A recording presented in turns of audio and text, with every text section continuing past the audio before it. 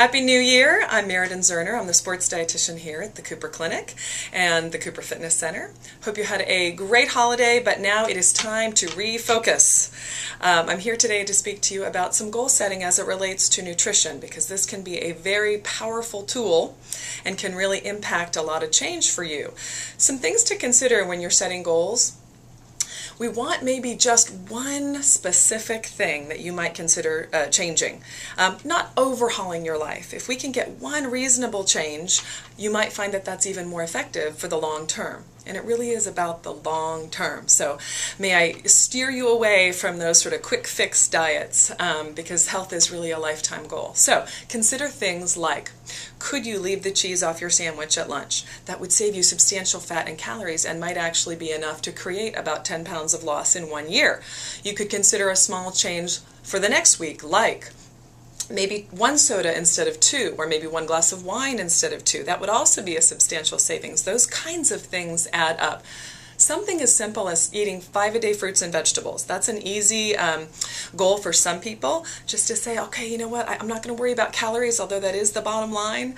I'm just going to work on, can I get 5 servings of fruits and vegetables in this day? Well, that gives you lots of fiber, it gives you fewer calories, and you might see weight loss and improved health. One of my personal favorites is committing to eating every 3 hours. Honestly, no matter what it is, that kind of enhances your metabolic potential.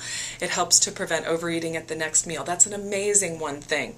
And again, you might just pick one thing for the next 8 to 10 weeks to layer in. Why 8 to 10 weeks? Well, that's about the length of time it takes to really get a habit established, a new lifestyle established that will carry you through the new year.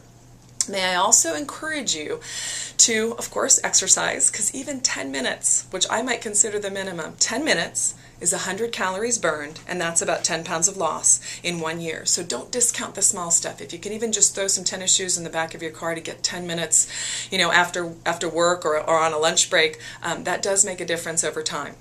And finally, consider this. We want to measure your success. We want to measure your progress. And I'd like for you to consider something other than the scale. Yes, use the scale, but you know what? It doesn't really tell me how well you're changing. I'd really encourage you to check your body fat and make some goals based on body fat measurement. Certainly you can use the way your clothes feel. That's a wonderful tool. And then also, gosh, the cheapest thing I can think of is just to actually use a measuring tape, because if you can measure your waistline in particular, and of course some of the other spots on the body, we can get a sense of real change. When we use just the scale, it tells me about water loss maybe, and maybe not just what kind of weight, the body fat that we're trying to lose. So these are just some thoughts for the new year. I hope you will embrace at least one good one each week and make this year a wonderful, healthy, Cooperized year.